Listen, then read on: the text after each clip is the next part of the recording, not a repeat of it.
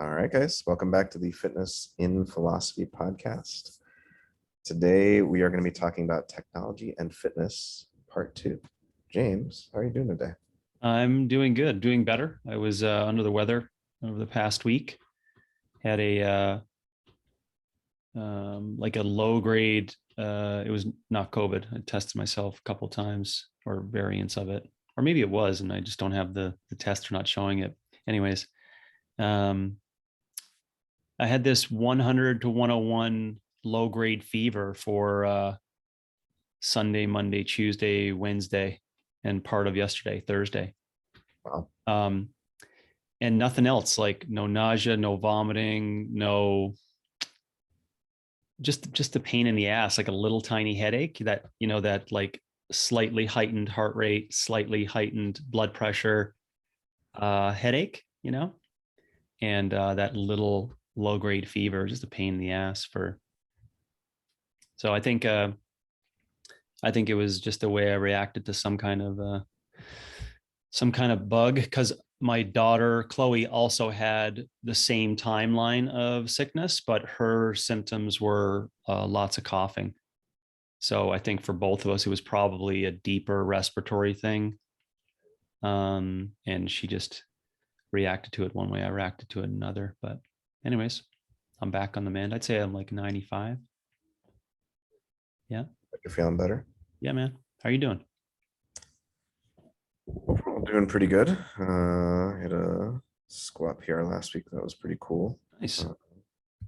And have you seen the HBO show Winning Time yet? Oh, yeah. What do you think? I fucking love it. Amazing. Like, I loved it. I thought it was excellent.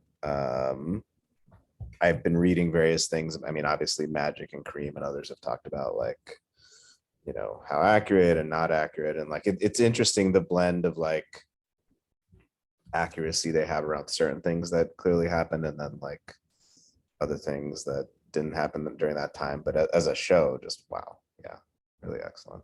Yeah. Yeah, man. It's probably an episode for another time.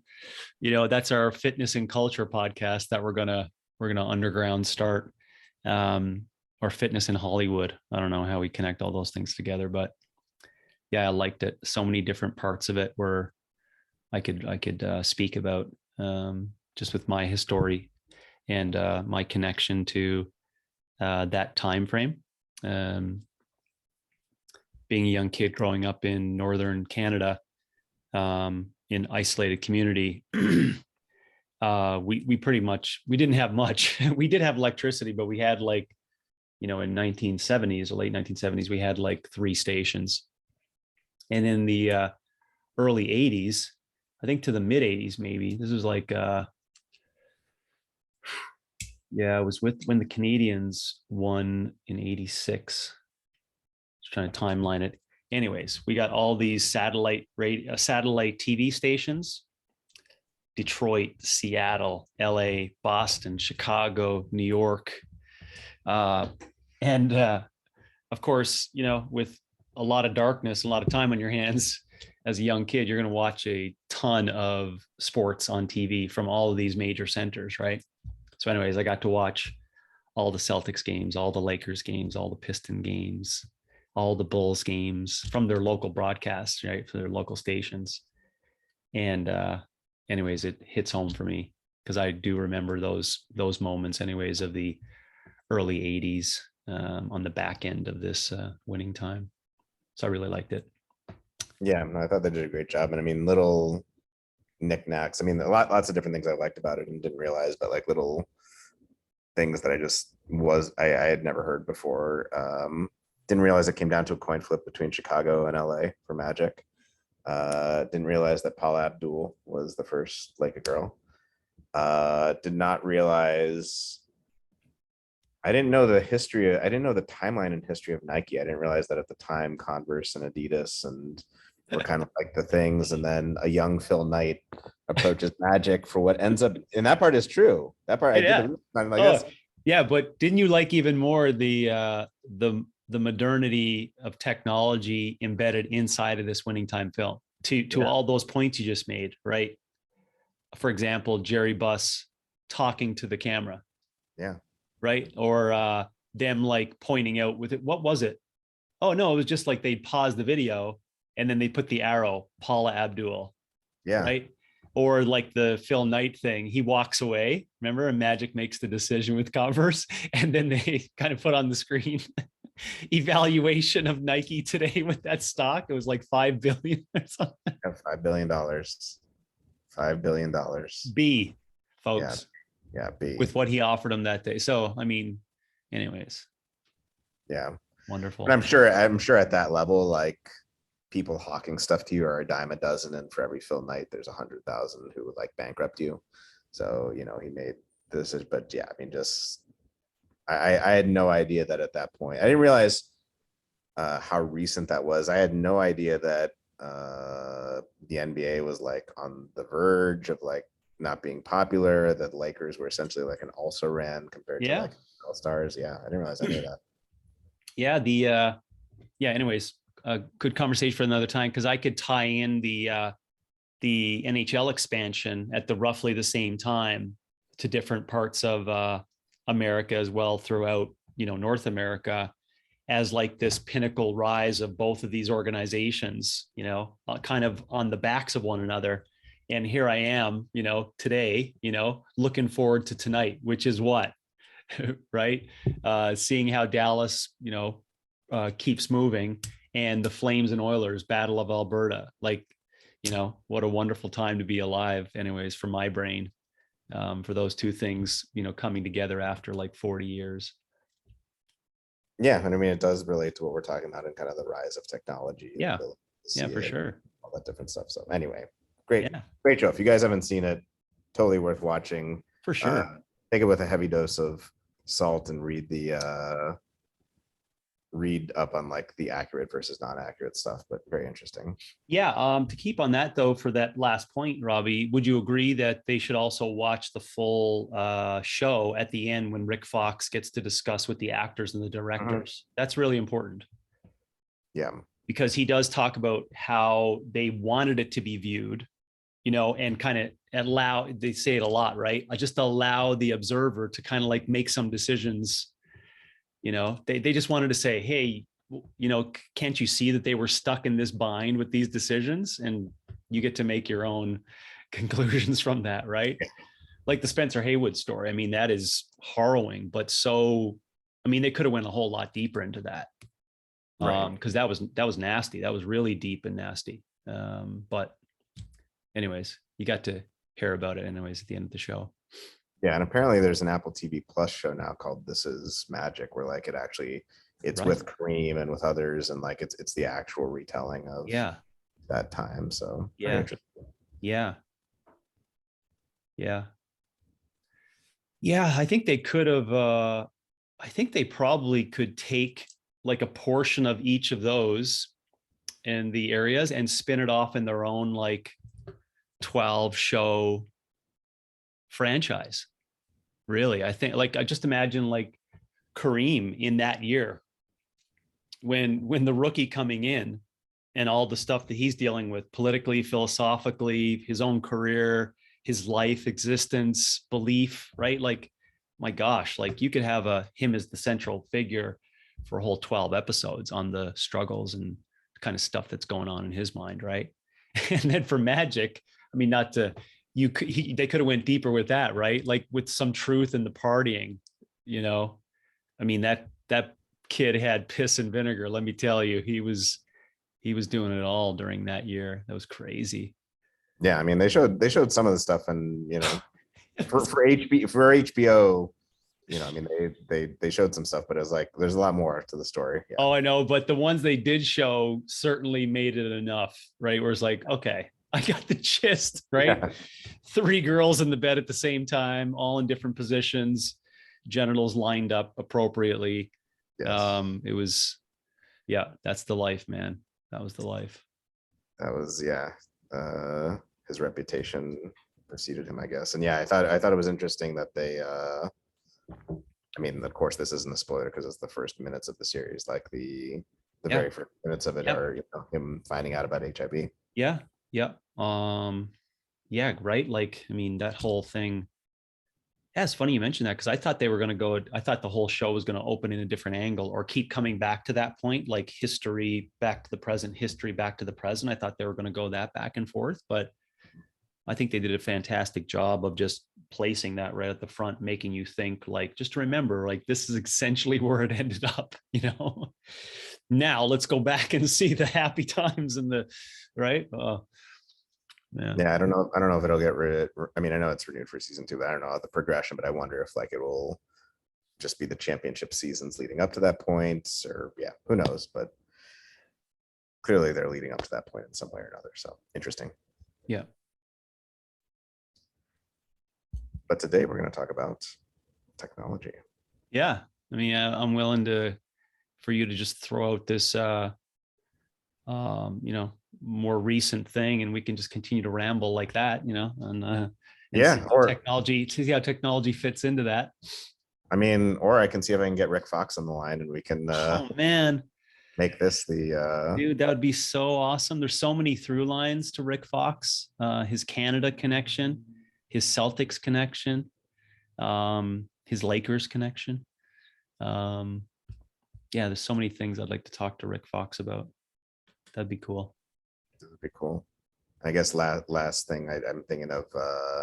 I have to do more research on Larry Bird. I remember. I mean, obviously, I remember like you know being a basketball fan in the early '90s, and that was kind of the end, or kind of towards the tail end of the Magic Larry era and towards the Yeah. Michael era. But did not ever hear. I mean, I knew he was from Indiana, but like the way they portray him in the show. Now that I live in Indiana, it's like Hick from Indiana. That's the way he's portrayed in the show. Is like heavily. Yeah, so I don't know the accuracy or not of that. I need to look that up, but yeah, that's how they portray him. So yeah, I think it's well, I know more about the whole story for Larry. I would say I'm not an expert or a historian on it, but I think it was purposely done in order to, as you'll see when you watch the show, it was purposely done for that, to do this back and forth between the motivating factors for Magic. Really, that's pretty much why. But very good job. Yeah, it was really well done. So on today's episode, we are going to continue discussion of technology and fitness. So last time we kind of gave the philosophical background of things. We talked a lot about devices, and we talked a lot. We kind of came up with a spectrum of devices, all the way from like fitness equipment being on one end, right, more virtuous like barbells, kettlebells, dumbbells, and then fitness monitoring devices, and then fitness tracking software, and then fitness equipment / monitoring devices. Talked a lot about that. Today we were talking about focusing a lot more on the coach, and a number of issues related to that. So the coach and access to lots of new data, whether it's Aura data or Inside Tracker, or continuous glucose monitor, recovery metrics, or things like that. What role does the coach have to play in the future? Going back to some of the broader themes we set out as just technological issues that philosophy has to deal with, that's related to this artificial intelligence, right? Like AI and computation are going to get better, and can a computer 50 years from now replicate what we do with True Coach or food journals? And if so, what role does that leave for the relationship with the coach? So those type things. But then there were other things as well that relate to these bigger philosophical issues that we had talked about that we're going to have to deal with. So privacy being one. So that's a big tech concern. So how does that relate to consolidation of power in the tech industry? And all the major tech players have some sort of Apple Watch, Fitbit, some Amazon has its own thing, like all toes in this data tracking arena. And what does that mean for us? Should health and fitness data be private? Should it be something that we own? Another broad philosophical issue within tech these days is the notion of big data.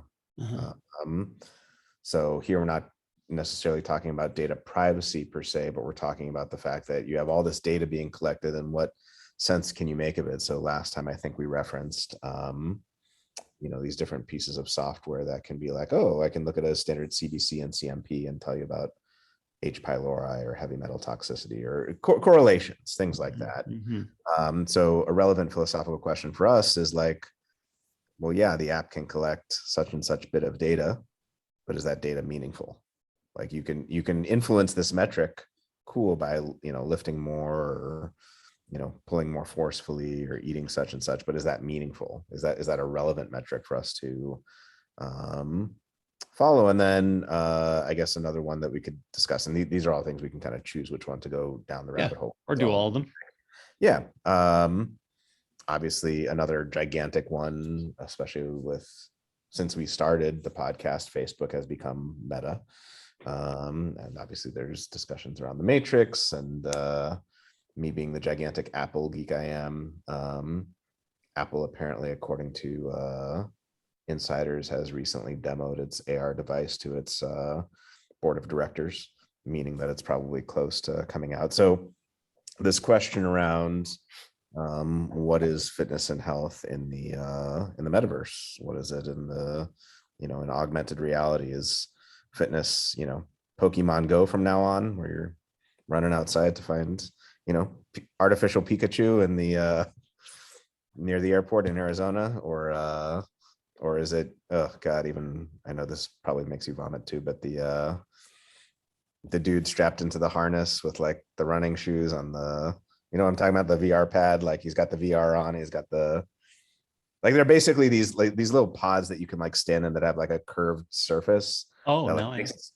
makes it seem as if you're walking or running like in virtual space. So like obviously virtual reality like runs out at a certain point, right? Yeah. Because otherwise you're going to bang into the wall. So with these, you've got the little pods that are, it's not quite like a treadmill per se, it's more like a semi-slippery surface you put on certain shoes for it, but you can walk or run, but you're just standing in place, really. And like, is that, I think that's probably, like, the fact that we'll be discussing that over time is funny. Well, how much work is actually being done on this contraption with your slippery shoes on in space? Yeah. And I think just like the devices, there's probably a spectrum, right? There's like real life barbell, there's real life just walking in rocks, and then there's Pokemon Go, which is at least you're outside, and then there's like being in the little pod and running, and then there's the Matrix where you're just not even moving, it's just the brain. Yeah. Or Wall-E, I guess, is a more humorous version on that side. Yeah. Matrix would be, I guess, the adult version, but Wall-E would probably be more generalized on it. So yeah, those are some of the broader questions that we were asking, and just as a refresher, philosophy's main job with a lot of different things, but especially with regard to technology, is to make sense of like, what does this all mean? Like, all of these things are happening whether we like them or not. Big data is happening, privacy issues, consolidation of tech, artificial reality, virtual reality. Like, how do we make sense of who we are and what the world is in relation to all these things? So that's the project we're engaged in here. Obviously not in the full general sense related to any issue, but more specifically with relation to health and fitness. Yeah. I think an easy one, although you didn't ask, an easy one for me to start on your list is, or maybe it's not part of the list, but how it affects the coach. So, for the, make the assumption that for the next, 30, 40, 50 years, let's say, fitness coaching will still exist. We could start with that, and then say, if that is the case, not forgetting the past and not forgetting also like what's happening in the current times, but what would be, how is fitness coaching going to, blend with this technological changes that are going to occur, right? So I could start there. And some of the things that I feel comfortable about saying is that it's very similar to the last call, I think, Robbie, is that we are certainly going to have to continue to find a way to blend with, the cultural expectations of how to use technology. We're certainly going to have to do that, meaning the the fitness coach in the future is going to have to be constantly aware of these, what seemingly looks like all these adaptations in human evolution, and just be aware of it. Just be cognizant of the fact that, listen, it's natural for us as humans to try to get more efficient and try to use this base of technology to do things a whole lot easier, right? And I think to recognize that as a fitness coach will get you off into the right path, because you'll be able to then see any of these things that come up, or these new devices or new concepts at any point in time in the next 30 years. You'll be able to say, let's just take a second here now to think about, okay, it makes sense that humans want to do this. And then say, well, how does this still blend with what I think is best for this person for fitness vitality? And I think that's where I'd start with that, feeling comfortable that I think that's where, coaches will have to be in the future in their mindset. Thoughts on that as a starting point for fitness and fitness coaching? And then I was going to chat a little bit about my second point on intuition. Yeah, no, I think that's a great starting point. And I think it brings up this, I think it brings up a couple of things. I think it brings up, the role of critical thinking for the coach and being able to evaluate things that might come before you. And, there's going to be a spectrum, right? There's going to be a spectrum of devices or apps or things like that.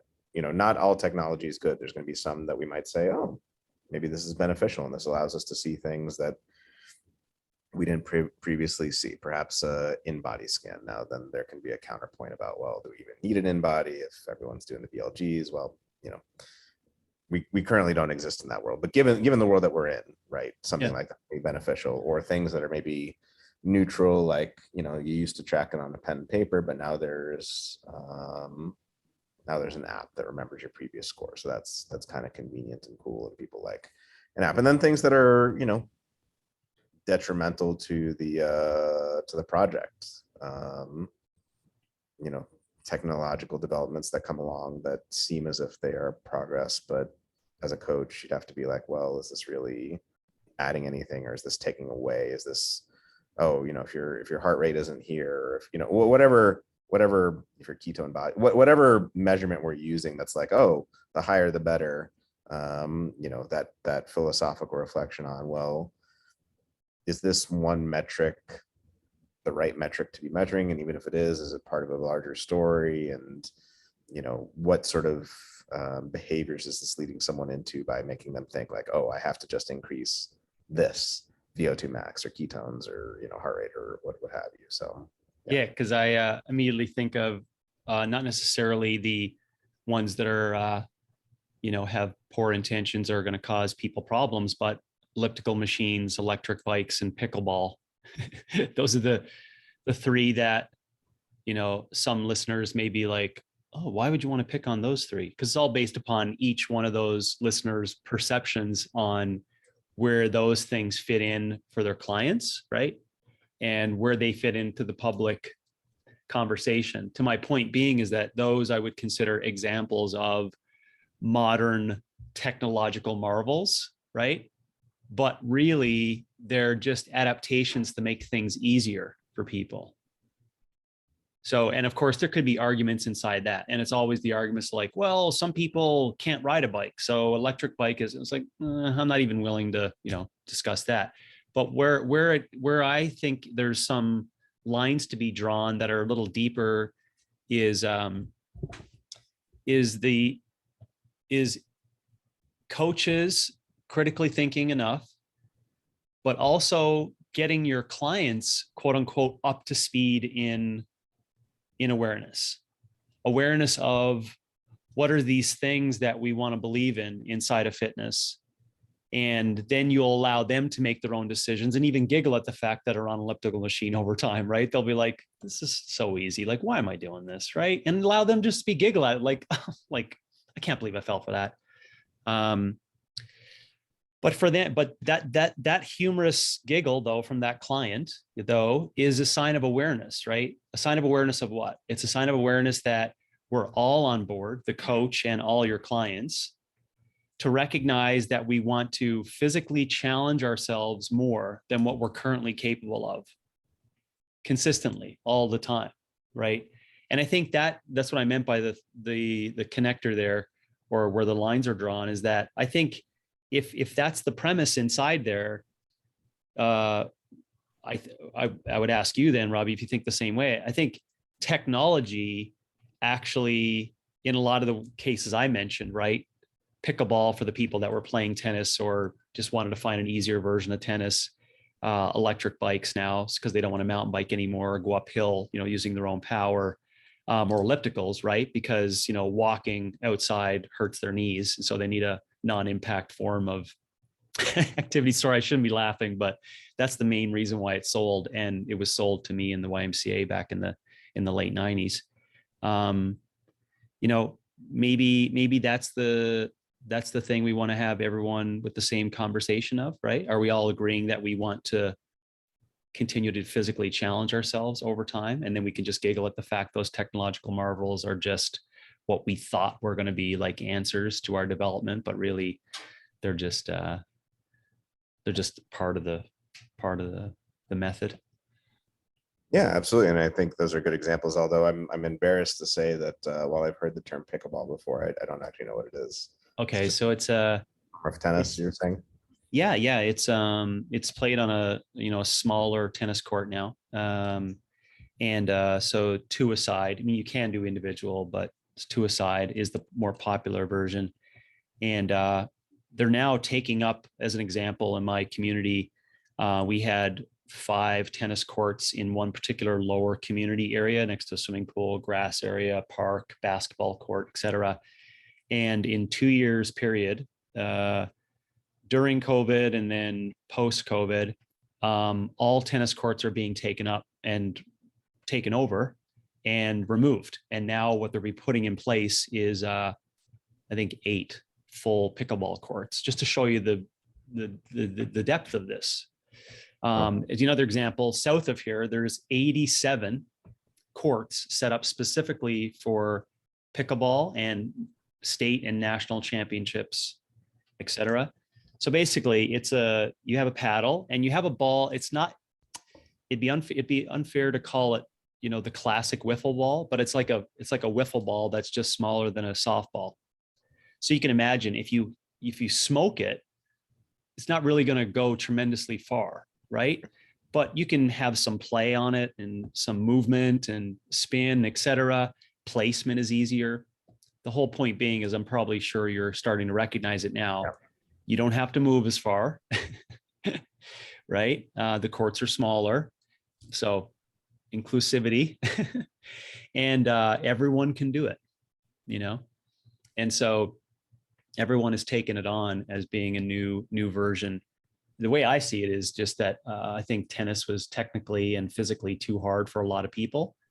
And so this new thing came in and, people were like, oh, it's basically just like tennis. Let's remove the tennis courts and put pickleball in place. So, quote unquote, in 2022, it's a technological marvel, right? And believe me, it has steam. It has significant steam, to the point where, and I'll stay on this because it's part of this technology and fitness. My daughter is really invested in tennis, in her own personal tennis journey. And we go to this store called All About Tennis. And we went there a number of years ago to get her first racket. And I've seen it evolve over time into this, All About Tennis is the name of the store, but 50% of the stuff inside is energy on pickleball and tennis. So philosophically, I get up to the you can see what's coming. Oh, man. You just know what's coming, right? Sir, so I just kind of float. Sir. I just kind of floated. I just kind of floated across the table because there's, one guy who's the owner up back stringing a racket, and there's a younger person working stringing rackets. And these are all awesome people, by the way, too, but and really helpful. And I was like, man, what's your thoughts on the encroachment of pickleball, taking over all these tennis courts? That was my initial question. and they were like, oh, we love it. We love it. We love the fact that, so from their perspective, you know, they sell rackets, they sell the thing, you know, they're like, you know, whatever. But I mentioned to him, I was like, you know, this all sounded good too, philosophically, to the I called it the people who own the ski hill. If you went back into the 90s and the people who own the ski hill, if you went to their shop, right, and we're like, so what do you think about this snowboard revolution? Right? What would they say? Oh, we think it's awesome. Right? We think it's awesome. But but if you spoke to the skiers at the time, Yeah. they thought they were little pothead punks that were going to ruin the hill. Right? This is so, and that ended, you know, that didn't end, sorry. That kind of worked itself out over time, but it essentially is ending the quote unquote leisure ski pursuit, you know, avenue. So, I mean, it's been 30 years, but that pursuit is actually diminishing more and more over time. If you go look at rentals, what are people doing on the hill, et cetera. You know, my whole point being is that, you know, I saw that happening and asked at the time, whoa, you know, to my point, this is a technological revolution, right? Snowboarding at the time, right? And I just find it so funny that people are tripping up over themselves to do it. And I'm not going to put them together with pickleball versus tennis, because snowboarding, Oh yeah, please was don't. probably essentially harder, you know, compared to skiing, let's say, right? But I just find it interesting how, you know, people are just, you know, all on board with this new, you know, evolution of it as a tech. So that's what pickleball is. It's perceived as the technological revolution. And I see it just like an elliptical trainer and an electric bike. I see it as golf with holes that are this big.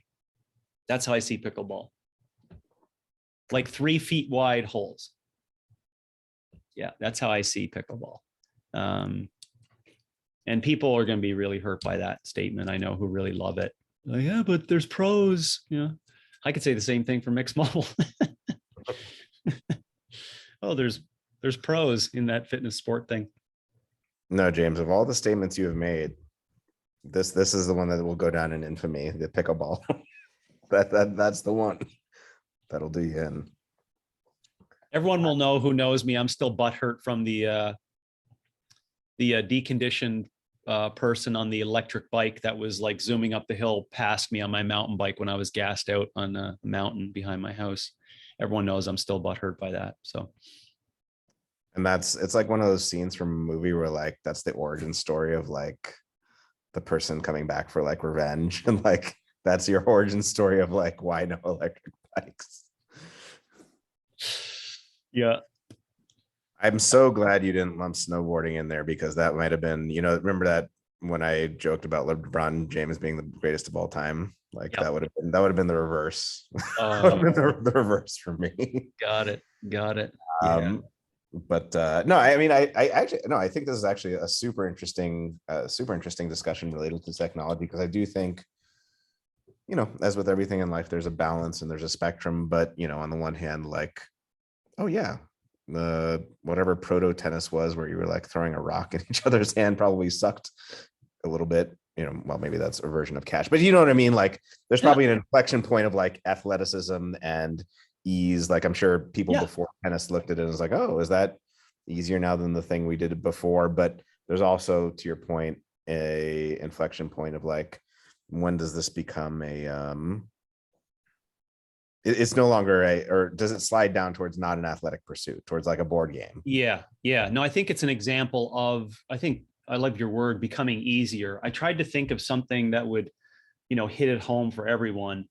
Is I see pickleball as like replacing 225-pound deadlifts times 10 with like, you know, 50-pound, really soft, like bendable, no knurling barbell. You know, and but it says 225 on the outside of the plates. You know what I'm saying? So people are like, well, is it really 225, it's like, it's deadlifting, so there comes into, so just because it's easier, is it still deadlifting? This is where it comes down to, I think what you find interesting and what we're saying here is that technology can provide ease of use, but does that make it more challenging? Yes, that's exactly it. And I mean, the further thing I would add to that is, yes, technology generally makes things easier, although I suppose there's some isolated cases where it can try Oh, to for make things sure. Yeah, harder, like for sure. inertia-based training, and these newer, like the tonal and things like that. Yeah. However, as we've mentioned a number of times, with regard to health and just evolutionary biology, the way we are, essentially carved as humans is through challenge, is through, like the easier things get, the less. And of course, there's a balance there, right? There's, again, this has to be like a spectrum. This doesn't mean you need to, go out and fight a bear. I mean, there are all these different things, but there's a balance in the middle, and technology seems to be pushing in the let's make things progressively easier direction, which for some things is good and beneficial, but for health and fitness, this is an affliction, right? The more comfortable we are in terms of temperature, the more comfortable we are in terms of not being exposed to certain germs. I mean, there's so many different examples that we could list that actively goes against health in one way or another. Yep. Yeah. Yeah. Said a different way. I love that. I'll say it a different way, and how people may connect to CCP language. Remember the max physical potential chart, right? Or the max physical potential line. Do you remember that, Robbie? Yeah. Right. Time and physical potential on the side. If you're only thinking physically, right? So if you were to microscopically look at that line, like to really blow it up like 10x time, right? You see you're now getting at like a snippet of 2 months, right? For a person who's 16. Does that make sense? Like on the area of where the line is going up, right? So like open that 10 times. It's like, oh, word, there, that's February and March for someone who's 16, right? So inside of that, I mean, the line looks like this, right? You know what I'm saying? That's the point. I think that if this is, I don't know how, you'll have to help me here to make sure I describe this carefully. But if this is the line that's written, what we talk about there is we want humans to do whatever it is to keep like flirting with what your physical potential is at the time, right? It's not going over what you're actually capable of doing, right? Which would be CrossFit workouts for 25 to 35 years of age. No, we don't want you to continually do that. We want you to get up and kind of see like where, what's the top end. Okay, good. Yeah, come back down out of there and then go back up. So what is that? That's constant physical challenge. Where technology fits in here, I think technology can sometimes give you the thinking that you're pushing up against your potential, but you're not. You know what I mean? It can give you the perception like, oh, I'm tracking things. Oh, you must definitely be working towards your potential. It's like, no, you're lifting soft weights, thinking it's 225 pounds. You know what I'm saying? So there's something in bumping up against your physical potential that technology, I think today generally doesn't allow. Said the same way you did, but just a different way. Yeah, and I agree with that. And then, I mean, the flip side of that, going back to our, fitness equipment discussion, that's where technology can allow certain progress related to that endeavor. I think, like, oh, okay, well, as opposed to this, 1 pound rock over here and this 32.5 pound rock over here that I can't even, or I guess you could weigh, and then this 400 pound rock over here, like, oh, well, now we have these more precise ones that we can lift them in different ways. It doesn't just have to be a deadlift. It doesn't just have to be bend. Oh, I can say, well, instead of having to make a 50-point jump each time, or not even a 50-point jump, there's staccato jumps. I can make these smaller jumps. That is where like you are still able to have some sort of human challenge in it. It's just that it's now more manageable and linear than it might have otherwise previously been. Yes. Is Yeah. that nefarious? I tend to think not. I mean, I guess I could see where there's maybe a counter argument. Well, how humans had to do it where it was more staccato in the past. But I think that is really where it gets to the issue of like, it can't just be, no technology whatsoever.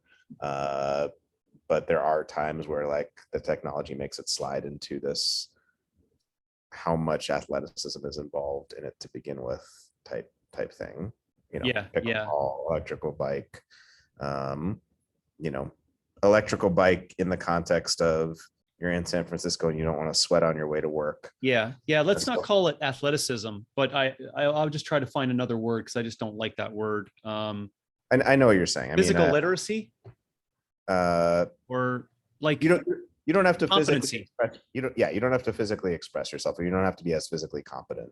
Yes. Yeah. Physical competency. Yeah. Yeah. But I know what you're saying. I get triggered on that word. No, I get that. So yeah. But it's a very interesting discussion. And then like, what are the I thought you brought up a good point with pickleball, which again, that was helpful kind of hearing the explanation of, you could see it potentially with the electrical bike, like what are the intentions? Like one charitable interpretation might be something like smaller, more eco-friendly thing that someone can kind of cart around, or they don't want to like soak through their suit on their way to work in San Francisco. And then there's, from what I understand, again, I know very little about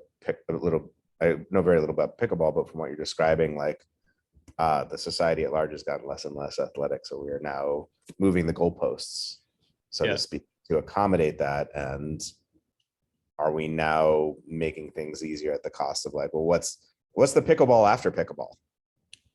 Right. Meta. Like, yeah. Meta. Basically. Right. The Oculus. Yeah.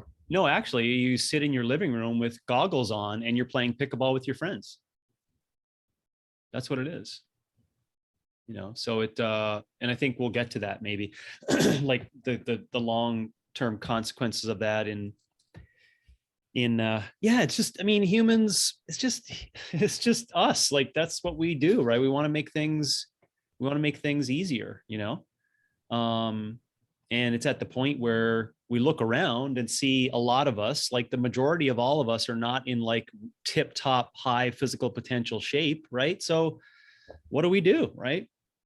We fix what's broken with these technological marvels. And then everyone gets on board with it because they're like, oh, see, people can do this. It's like, okay, I guess. So it can't surprise us that we try to put those things into place. Sorry, I caught your point on the thing that's made. It's not like I just throw these things out about the electric bikes without my research, by the way. But most people who go to the electric bike don't do it for environmental concerns. They do it for ease. And so those people, because sometimes I hear that, and it's not from you, but I hear it from some people, and I think it's obnoxious actually as an argument where they actually have to use the electrical grid and coal in order to power up their bike. That they could very well powered themselves to get to work on a bike. You know what I'm saying? So it's never the people that were like, oh, I'm getting rid of my old diesel F-150 and I'm getting an electric bike to go to work. It's not those people. Those people are saying, look at me, I got an electric bike and here I am just over here like, you could have just powered it yourself and actually been far more environmentally friendly than hooking that up to the electrical grid. That's a conversation for another time on nuclear energy and the intermittent, electrical vehicle promises, et cetera, et cetera. But I see that being, something that I thought I'd mention. Can we go to just because it was on my line of thinking, and it does tie in a little bit to what we just finished discussing, but where technology, I draw issue with it on what I'd like to have with humans over time about their intuition as to what to do for physical activity and fitness. Yeah. I'd like to talk about that because I have thoughts and questions related to technology and how it could actually be a useful addition to both an individual and a coach, and as a form of awareness that goes beyond intuition. So I'd love to discuss that. Yeah, well, I'll just start with, we could probably link in the LearnRx video that people could go watch. It's called How Am I Doing? It was my contribution at a 101 level to how humans can just assess these natural processes to gain intuition as to how they're doing, like how they're doing in living, like be intuitive around what your poop looks like, and be intuitive around what your urine looks like, and be intuitive around your day-to-day energy levels, and be intuitive around, how this exercise feels to you. And be intuitive around like what your immune system health is like, being intuitive around, is this physically challenging enough for me, or is it too challenging for me? Like gaining all this intuition. And then with all that intuition, it allows you to have this constant ownership of this awareness of this feedback that's happening, right? Relative to how you're responding to all these things.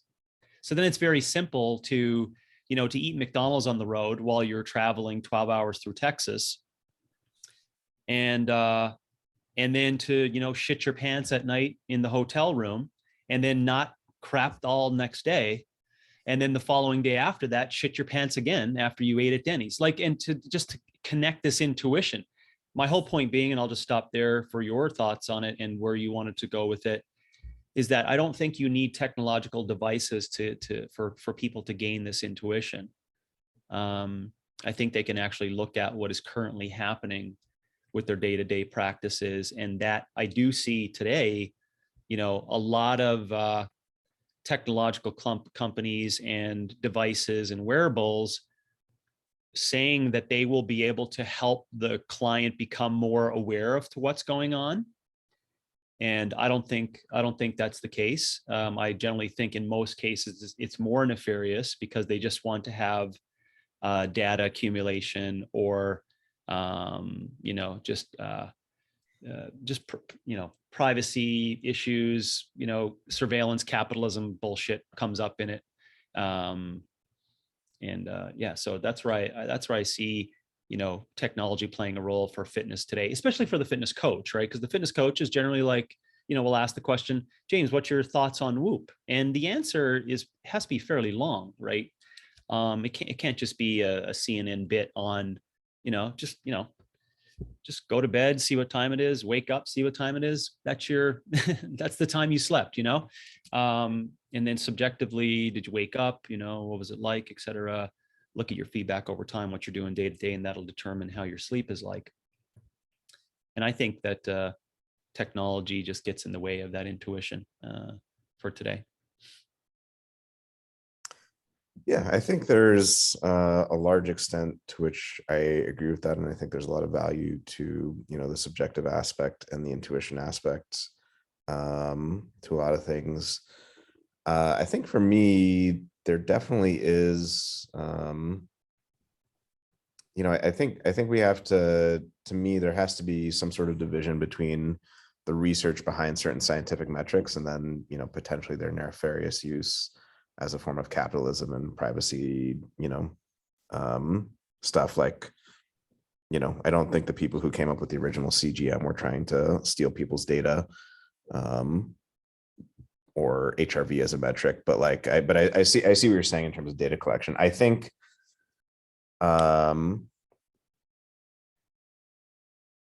there is a way in which some of these things can provide a form of awareness that, to go back to our language of challenge, actually challenges folks in a way in which they may not already be challenged. So I see it fairly frequently, and maybe we could say it's part of the culture today where people aren't aware, where people can eat McDonald's and shit a tin can. You know what I mean? They have no overt digestive issues. Yeah. Where someone's like, I had someone the other day say to me, like, I don't ever feel my blood sugar, going crazy. I don't feel like I have these issues now. And again, we could say, well, maybe they haven't been trained to do so, or if they were raised in the right environment, where they were paying attention to this stuff. Yeah. And perhaps that's true. I don't doubt that at all. But I do think the same way there are different levels of motor control and proprioception in different people. Not everyone has the same level. I think there are different levels of interoception, different levels of one's awareness of one's own inner workings. And something like an in-body, something like a CGM, something like your ferritin levels or your cholesterol or what have you, can provide oh, you don't feel stressed? Well, what are your, I mean, that's another one I've seen too, where it's like, oh yeah, you don't feel stressed at all, subjectively fine. And then cortisol levels, crazy. Now, obviously, it's not that the objective stuff is right and the subjective stuff is wrong. You have to marry the two and you have to figure out like, well, what's going on that these two aren't fitting. But I personally think there are some forms of these things that can provide a useful form of raising awareness in the current environment in which you live. Again, this is a environment where we have to do a lot of correction, right? We're not talking about a situation where everyone grows up with the proper BLGs and physical challenges and things like that. But in this environment of challenge and correction, I personally do see a use for it when someone's digestion is, quote unquote, perfect according to the Bristol stool chart, or they don't feel the energy ups and downs or other stuff like that. And it's like, oh, wait, no, things are going wrong if, your HRV is 15 at age 22 or something like that. So those would be some of my initial thoughts there. Yeah. We went through this. I forget what topic it was. We went through the same thing, similar to this, maybe 3 episodes ago, maybe 4. I can't remember, Robbie. Yeah. Well, I forget what the context was, but it might have been the CGM. Yeah, maybe. Yeah, maybe. Anyways, I'll say the same thing now as what I did then. Is that I think that people should gain personal awareness through knowledge and experience, not through tech. So and there's always these and remember, I don't know if you remember, is because from my experience of the, like, even with positive intentions, doing diagnostics in serum testing, stools, et cetera, with like the quote unquote great BLGs, and yet I see these things uncovered under the diagnostics. What ended up happening with most of those people is not successful. I don't know if you remember me saying that. Is like on the back end, it never truly was successful because they then used quote unquote the diagnostics and the assessment as a way of saying, see, that's the problem. They never really got to the base level. So again, on the back end, we're probably going to, say the same thing we did last time, which was, yeah. So it's very tough to find. It's very tough to find, in my opinion, a way where technology can fit in there. And my point will always be, it means that, in my opinion, inside of that system with the coach and the client or the relationship, the personal awareness knowledge gain was not exhausted. It wasn't exhausted enough. That's where I generally, can then be like, you know what, I did that numerous times, right? I didn't exhaust all the things, and I got into it and did all the testing and et cetera. And then long term down the road, it didn't end up, in call it quote unquote increasing knowledge because of that base of technological support. What it ended up being was a host of other things where they could lay blame for what was going wrong.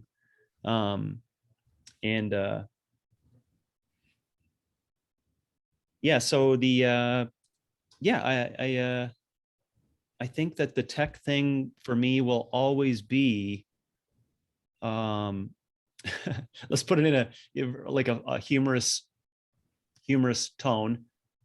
I never was a lawyer, but in another life I probably could have been, because I love being right. And I think about where I would lose in court.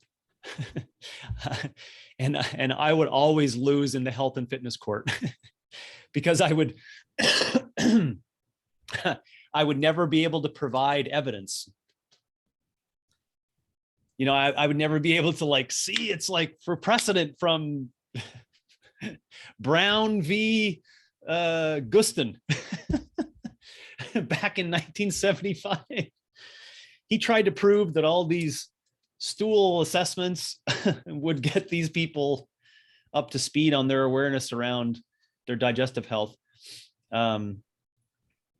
Anyways, I would never, my argument or my points will never quote unquote win in the court of fitness because I'll never be able to provide evidence of all these long-term studies written on exhaustive, exemplary, lifestyle guidelines, which would then thwart all the technological things. So I know my faults in my argument as well.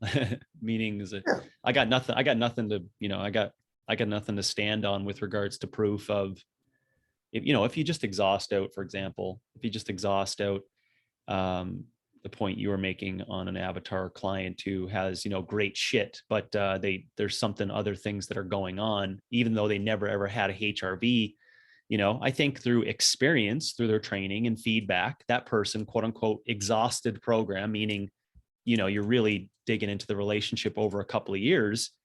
You won't need the HRV, in my opinion, to make them recognize, what, you could still have like what you call good shit, but your day-to-day energy levels are not 100%, and your recovery from that thing we did a couple of weeks ago, you weren't capable of recovering really well for that.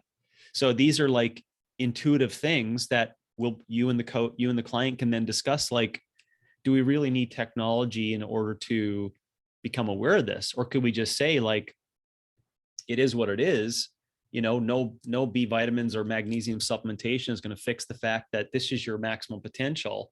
And we just got to be careful of what we do when we get up to that potential and then come out of it, and then up against it and come out of it, and up against, come out of it.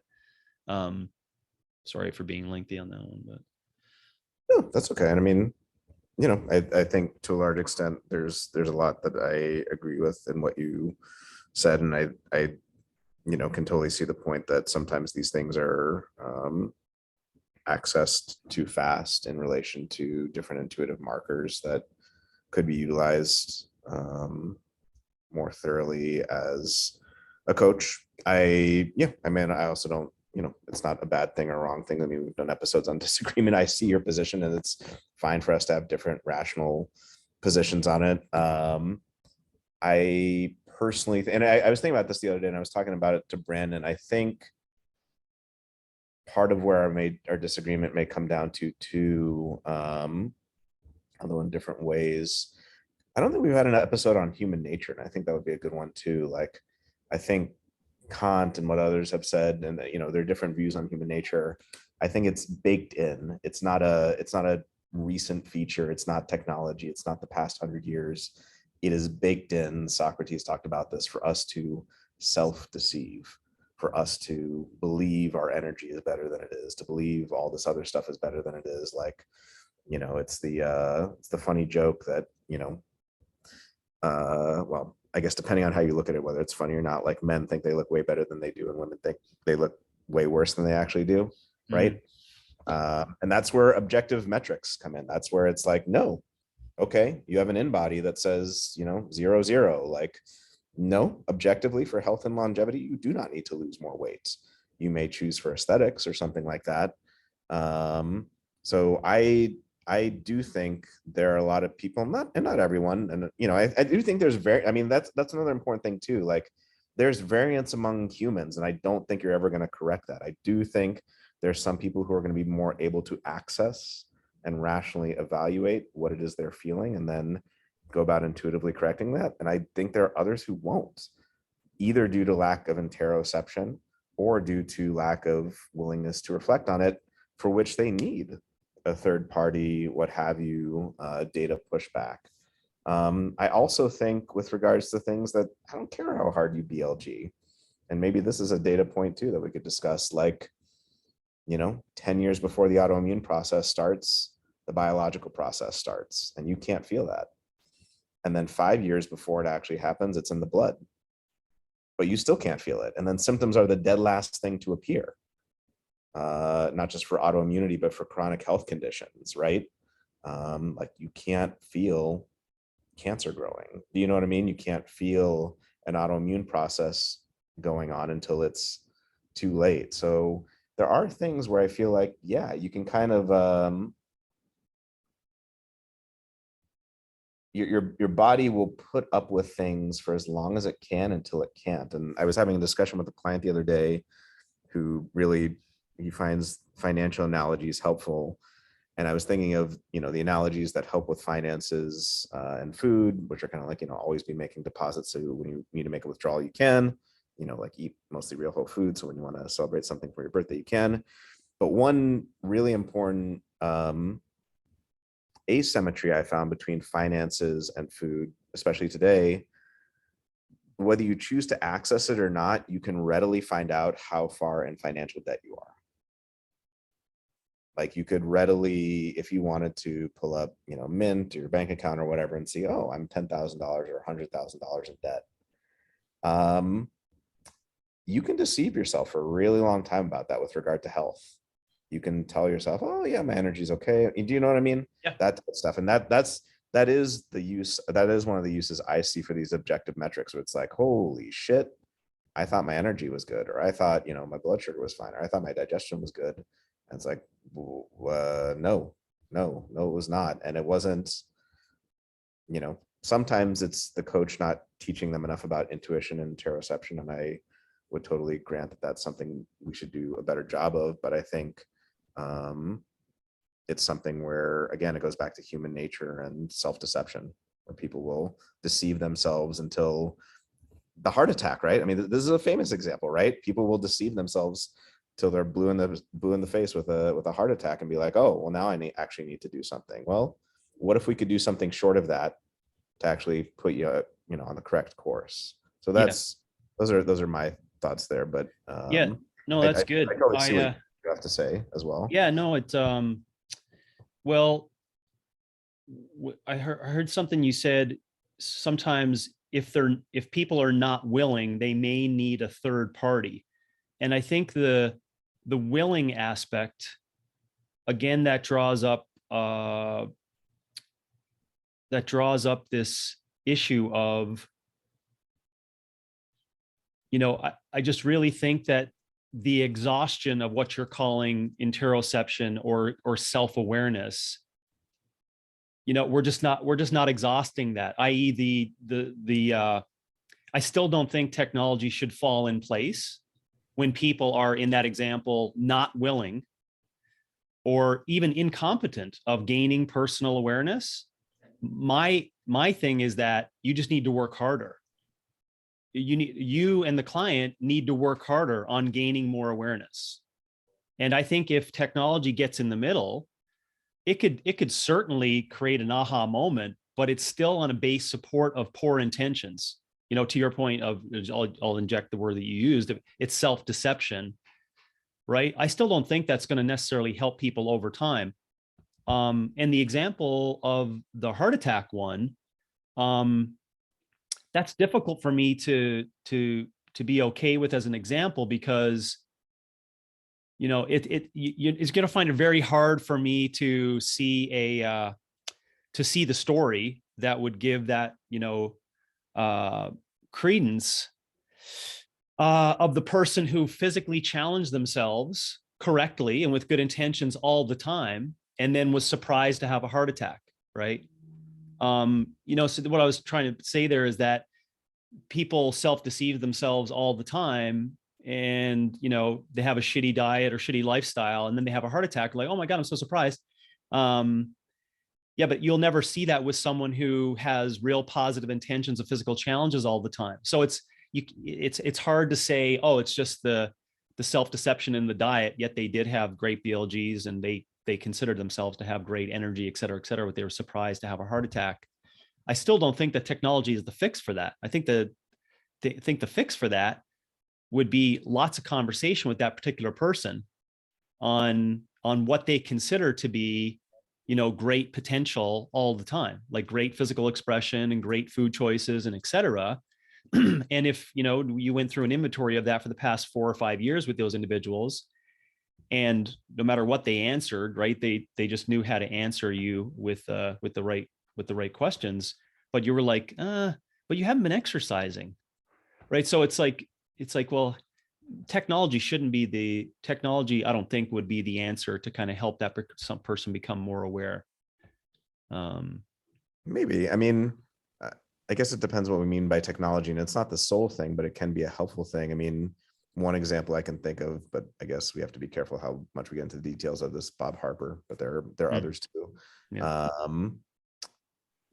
But take another example of someone who, it's a minority case, but someone is a hyper responder to dietary saturated fat. So what is normal for 75% of the population, where they can have beef or butter or ghee, turns out is, for this particular person, is far more problematic.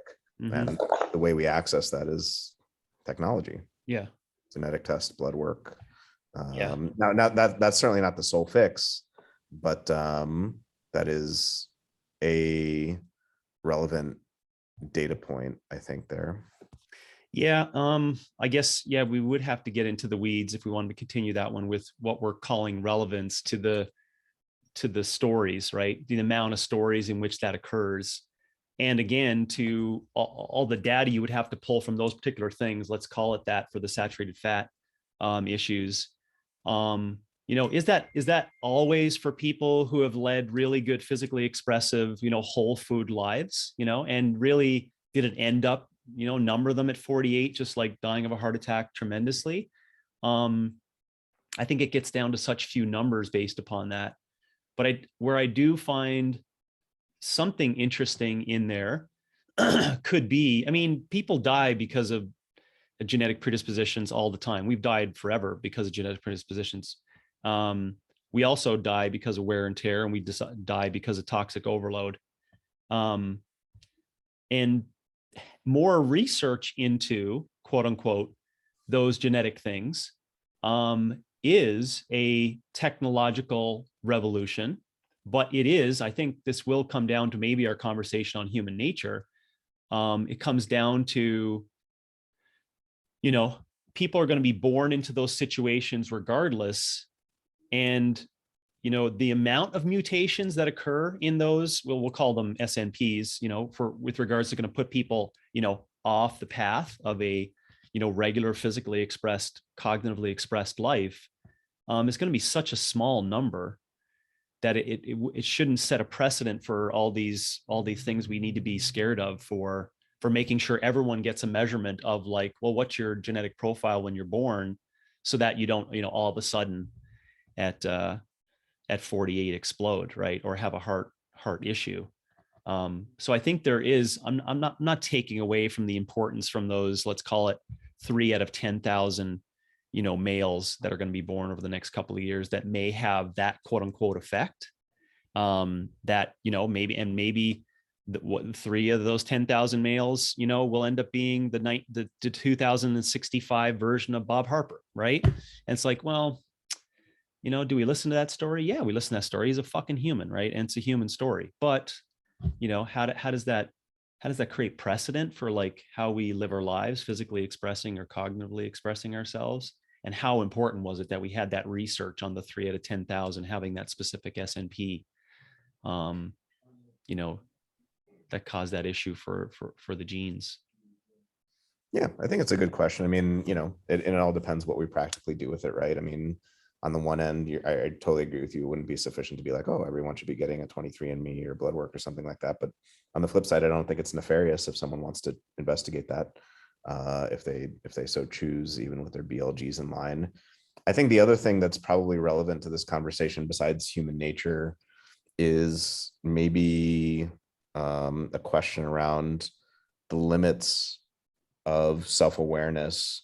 And this is something I'm just genuinely curious about in your case, and kind of what you think, because it's something I've thought a lot about and wonder about too. Like, let's just take technology out of it. Pre-technological, pre-industrial age. I think it's a feature of human nature and the limits of self-awareness that we can be told certain things by our significant others or our friends or our family members that we, no matter how good our self-awareness is, cannot see. Mm-hmm. I truly and fundamentally believe that. And I think that's, something Aristotle has commented on and others have commented on. Like, I think there is, what's the line in math and asymptote? Like, there's a limit to our self-awareness. And I think there's actually something unique about the fact that we actually have certain blind spots that we cannot see past, for which a good significant other or a friend or a teacher or a coach or a coworker can actually see past our own BS. I mean, I certainly know this has happened in my own case, and many others who I've worked with. They were able to see past that. So, I think, some of the most important truths of that come from those human relationships. So I don't think technology supplants that in any way. But I do think in certain instances it can provide, certainly not at the same level of profundity of a human relationship, but I do believe it can help cut through our propensity for self-deception, which is different in every person, in somewhat of a similar way. So I guess my question there that I'd just be curious to hear your thoughts about is, one, do you think that there are intrinsic limits to human self-awareness, that no matter how good someone is, there's a limit? And two, do you think that even pre-technology, things like a significant other or a close friend or a family member or teacher or coworker can help us get past those things in a way in which no matter what we do, we could not ourselves? Yeah. Yes. Yes. And yes. Especially the, me, I love the 70s. So or we should say pre-technology area, not pre-industrial, but yeah, I totally resonate with your point that, because that's what I've been saying, is that I think conversation and good relationships are required for that, right? Like I talk about that a lot in terms of, the real truest growth of yourself over time, and I you could see inside of there is like, well, self-awareness is assumed that it's going to be inside of that, is going to be by, dictated, I would think, by the society and the social settings that you have around that personal growth, right? So why would I say that? It's not because of society that allows you to grow, but we are social creatures, and we sometimes don't even recognize until we're really late in life that it takes all the other people besides you to help you figure out what's best about you and what is the worst about you. And so, yeah, by all means, I'm totally in agreement with that. I'm just saying it differently, that it takes, as example, I just put down here the other day for a future education thing that I'm doing for young people. I think it's to take that perspective, the young person's mind, as to how they see the world, and how they are influenced, because how they are influenced and how they see the world is how they learn, right? And to say it's any other way, it's more than just their siblings, right? And it's more than just their parents, and it's more than just entertainers and actors, right? It's like grandparents and community leaders and the firemen and the pastor and the mayor and their friend down the street and their neighbors and social media. Like it's like all those things, right? So, quote unquote, how does that person, realistically gain more awareness of who they are as a human? I use the 8-year-old because at 8 years of age, biologically, you're like you're sensing out like I need to move away from the nest a little bit, right? Like I think I can tiptoe out of the nest and kind of like, and then you're looking up to the bigger people like, how in the hell do I fit into to that whole thing? Like where do I have a place in that, right? Which is why at 8 years of age, you're asking so many questions, like profound questions about why all this, right? Because essentially it is that. So yes, I'm just lengthily agreeing with your point that it in the pre-industrial or even pre-technology area, it takes relationships and conversation for people to gain more awareness, which he actually argues my point even more against technology, that I think a lot of that can be gained through conversation, because another person is telling you like, you don't know your shit and you need to recognize that I'm going to help you with recognizing, what's wrong with your shit. There was a second part of, so there's two parts to that. Now what was the other one? Something about this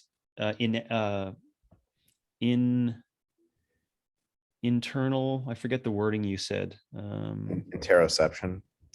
Oh man, it was this embedded or something like that. So something about, there was two parts of your question. Pre-industrial. So yeah, the first question was, is there an inherent limit to self-awareness? Yeah. Even among the best of us. And then the second question was, can relationships with friends and coworkers and family members help us get past that? Yeah. Well, the first one, I think I answered the second one, or my thoughts on the second one. The first one, yeah, I think that's I'm probably going to have to like spend more time contemplating on that one. But my initial thoughts are that, yeah, there are a lot of limitations to people gaining self-awareness. But to bring it up to speed for today and our call and what we do, I think that's the responsibility and the burden that the fitness coach takes when they want to get in a relationship with someone, is to act as that other person that's going to help that person gain more awareness of themselves. Because even by questioning that client, you are helping them. You're helping them recognize, wow, I thought I knew this about myself. And you're like, I'm not really sure, but I don't think you do. And the coach may not even be right on that, but at least they're like, just make sure you don't think it's all correct.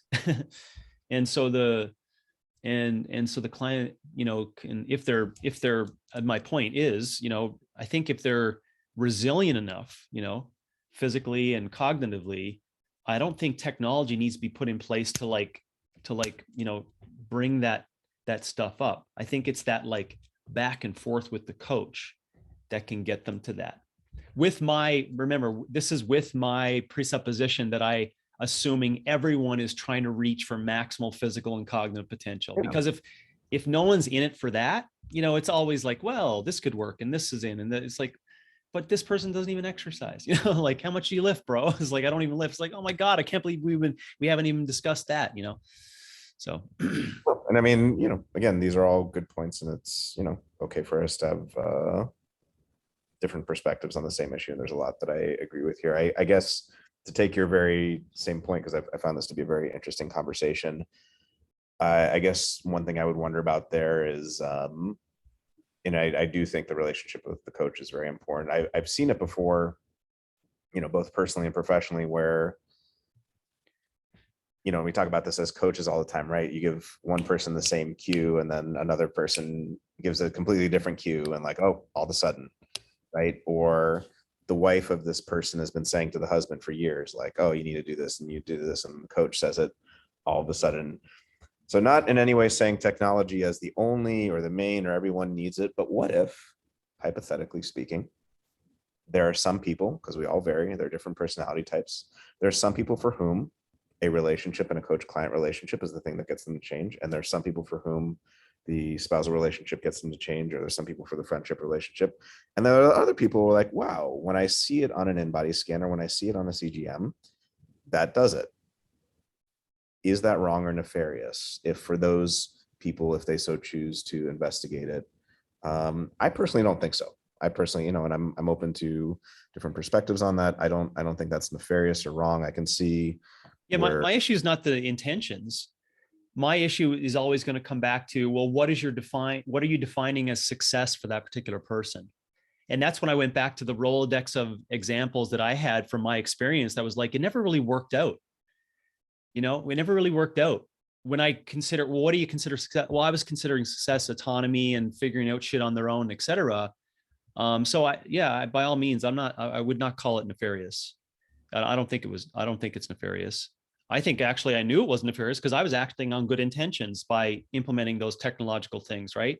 But then as I watched that stuff over time, I was like, yeah, but it just, technology got in the way, or whatever we want to call it, the diagnostics or the in-body or et cetera, that got in the way.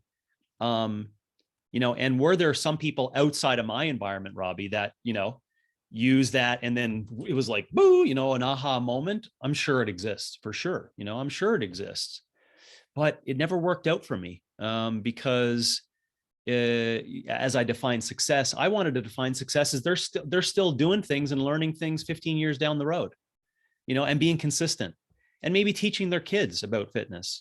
That's what I considered success.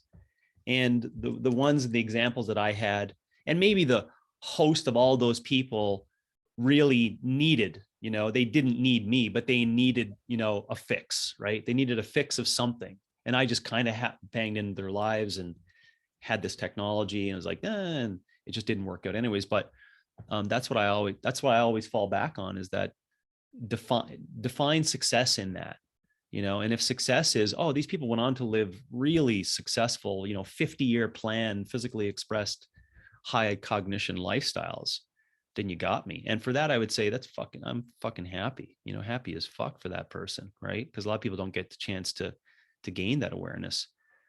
So I want to clear that up. Yeah. I don't find that nefarious whatsoever. I don't think, because I did it and I knew it was coming from positive. I was actually trying to help people. Right. I thought this is the best thing for you. yeah.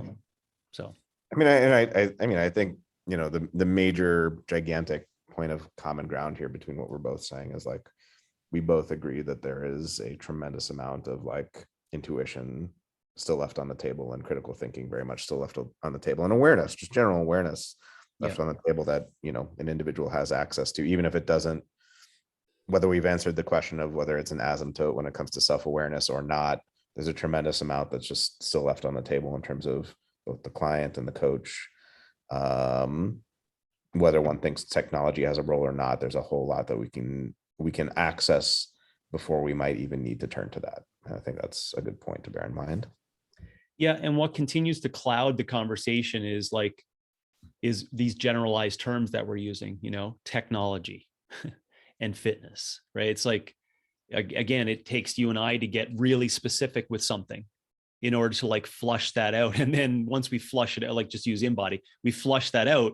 Now we have a list of 75 other things that we need to like flush out exactly, right? So we use, technology. It's like, well, but that's it. When you get into the conversation on that and for what we're trying to do, then I fully accept that it's going to be gray and there's going to be some loose ends on it.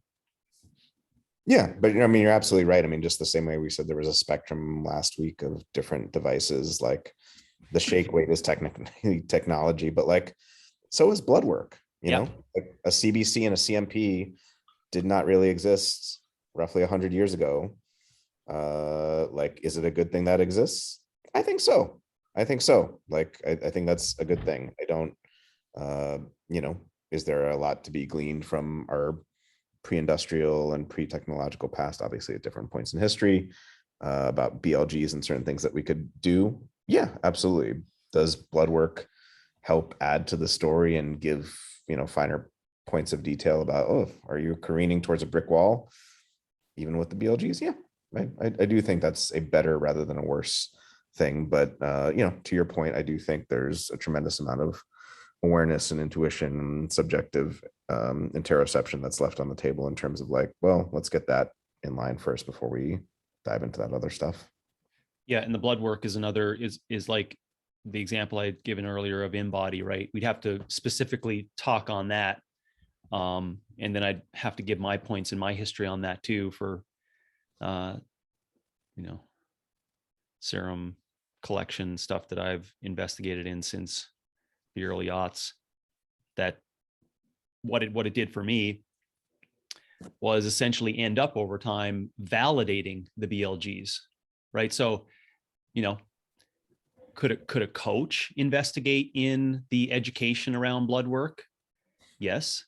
But you know what it's going to do to you after 10 years? You're going to come back and say, you know what? You probably need to drink water, for the, and then you can ask questions up front. So the point you made, creaming towards a big issue that doesn't come up because you haven't done blood work.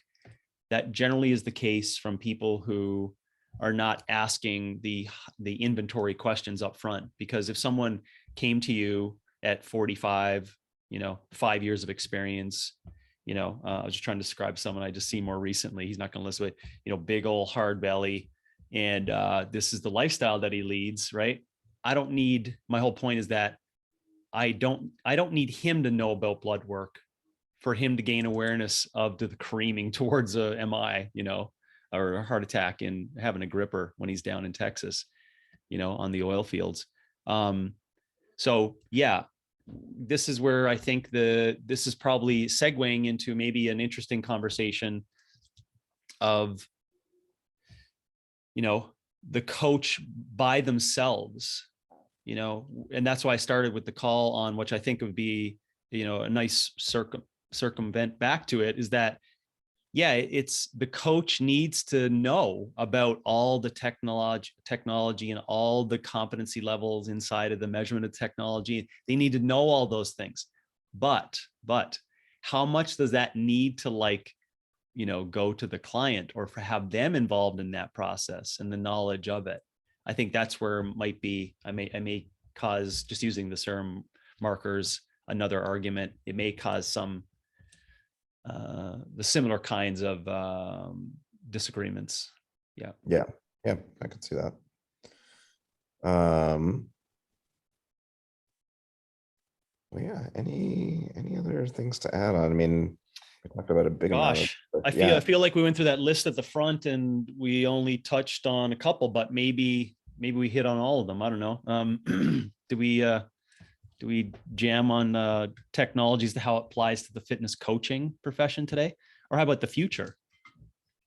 Yeah, I mean, I think we did. I mean, one of the things we set out to is I mean, last time we were saying we were going to focus specifically on coaching, and I think that we did really.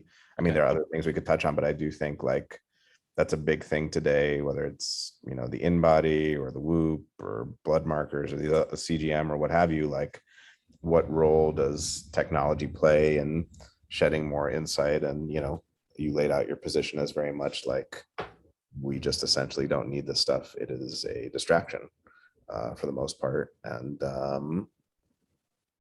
yeah, so that aspect of it, I think we definitely covered. Now there's a separate aspect that we can touch on or maybe get into in another episode, which is the artificial intelligence, and to what extent is programming and nutrition and that type stuff, is that going to replace the coach? And then how does that leave room for the relationship and the human elements back in things as well?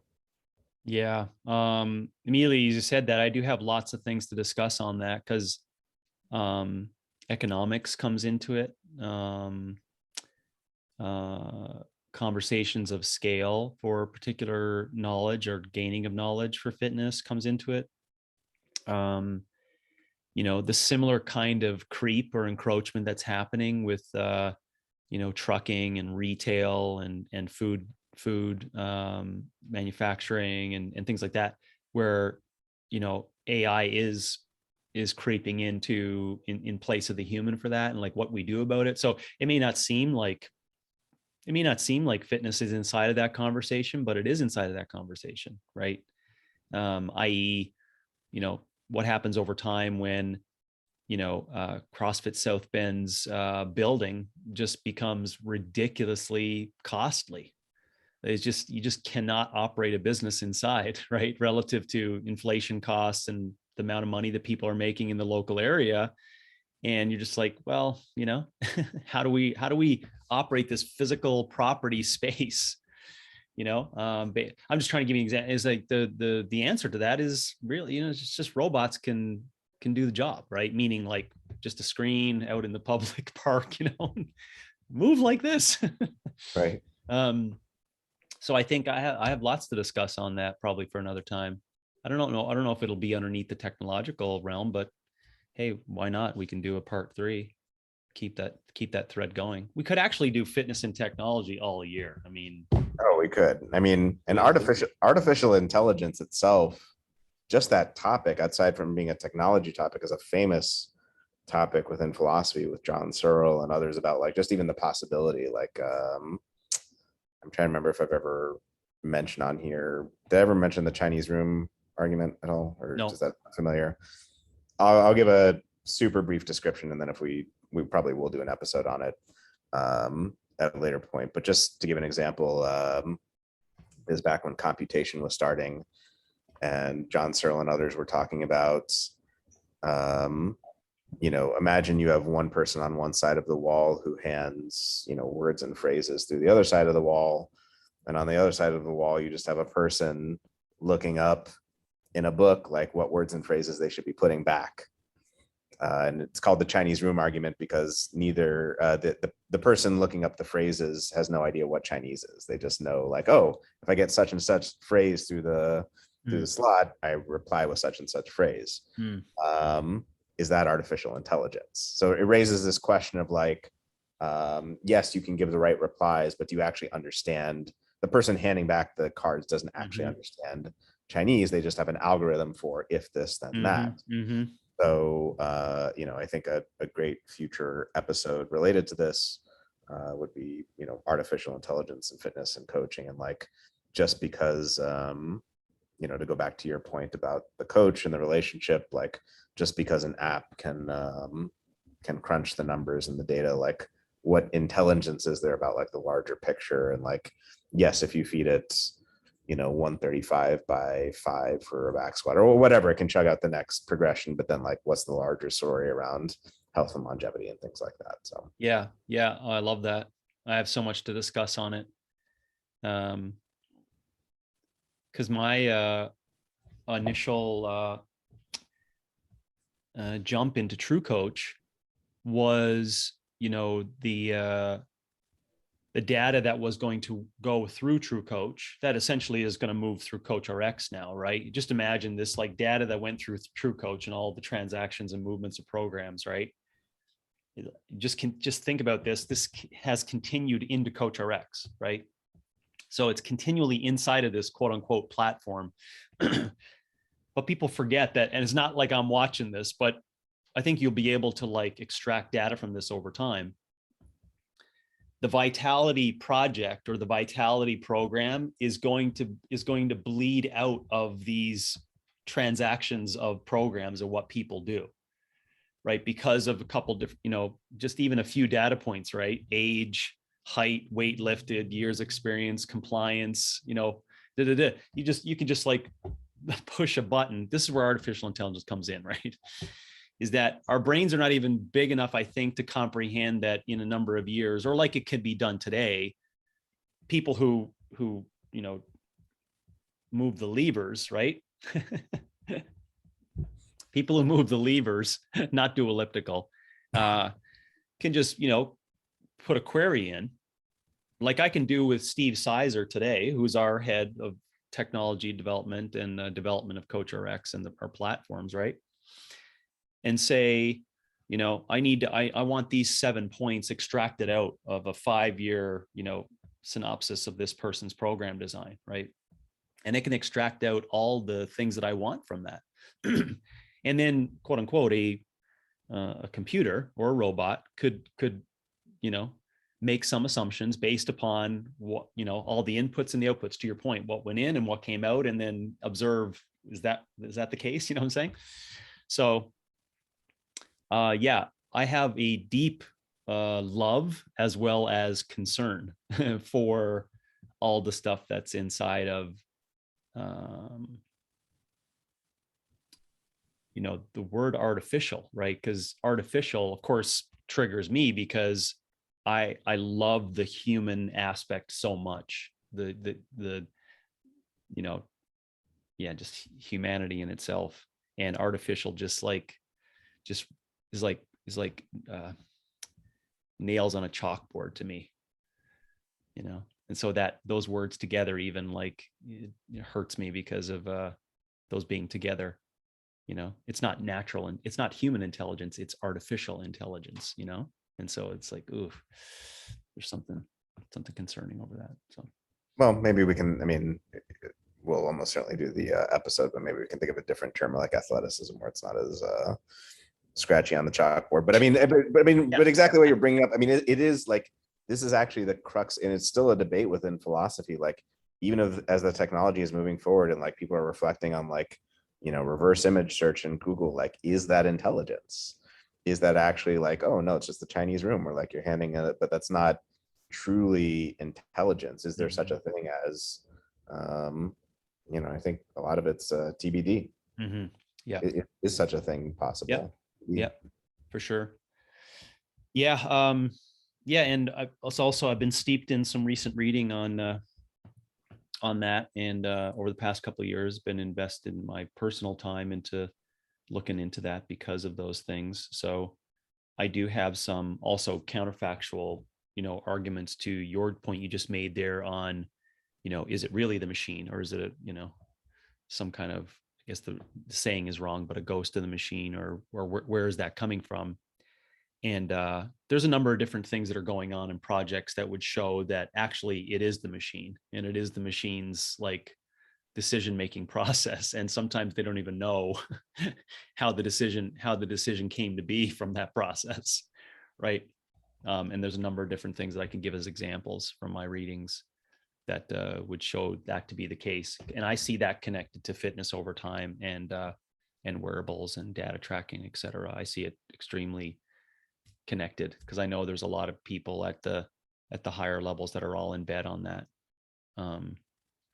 for those particular reasons. And some of them, yes, are nefarious. Not all, but some of them are nefarious. Yeah, no, I see that. I mean, just a super short point that, you know, we can obviously talk about when we get there too. Like, within epistemology, this is a question too. Like, is it even possible to have knowledge if you aren't aware of that knowledge? So there's like internalism versus externalism. Like, can animals have knowledge? Like, well, Yes. maybe not. Like, the only reason humans can have knowledge is because they're aware of so this question of like, if you can produce the process that produces the result, well, yeah, you can produce the result, but are you even aware of the, you know? So anyway.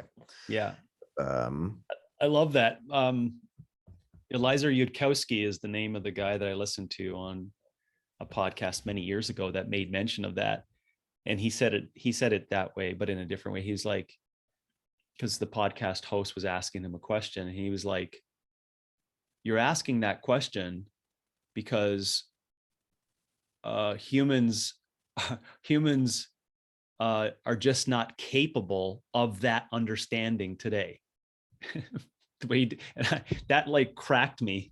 Like I had to pause the podcast, right? I was like, but how threatening did that feel, right? For myself, because I was like, wow, it shows you how all the shortcomings we have of our inability to like, we actually can't put together all those concepts, right? We can't actually think about those things or know those things because we're not capable of it. yeah That hurt. So no, I can totally but see it's that. inspiring because it made me want to try to know more and find ways of improving that. So, and I think the way to know more is through experience, Not technology. not technology.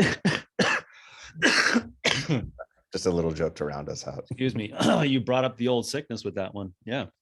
Sorry.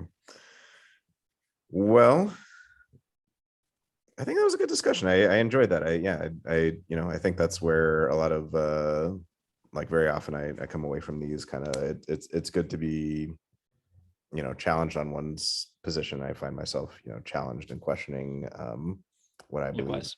Coming back. Likewise. It felt like we could have like just had a cup of tea and like kept it going for 90 minutes more, you know? Yeah, absolutely. Just rummaging around that particular area. But hey, hopefully the listeners will get some benefit of the concepts we discussed, and hopefully sets them up for being excited around the AI conversation and how fitness and technology works Yeah. together. I got at least 3 new episode ideas, if not potential Awesome. two-parters for each of human nature, self-awareness, and Awesome. AI. So Oh, super. I look forward to those. I promise, actually, I won't promise that. I was going to say, I promise I'll read Hume's treatise by then, but I won't. I've got Charles de Gaulle, this monstrosity of a biography that I want to finish this summer, because right now it's the end of May, and I'm going to Coeur d'Alene next week. And I got some exciting projects or exciting big project that I'm gonna capture this summer. One of them being completing that book. Awesome. The other one is the future version of CCP. Oh, cool. Yeah, I'm gonna lay the groundwork for that this summer. That's very cool. Mm. Well, by the end of August, actually, I don't know if you heard this, but Elon Musk will have been finished. He will have finished with the Neuralink, and then you'll be able to download the treatise without having read it to your brain. So Nice. you'll just be licking the yogurt through the monkey straw, and then or whatever banana concoction or whatever it was that. Yeah. No more reading necessary. Oh man. Just download it. Is that knowledge? Gosh. I don't know, but no, but that sounds really cool. I hope you have a fantastic time in Coeur d'Alene. Yeah. Thank you.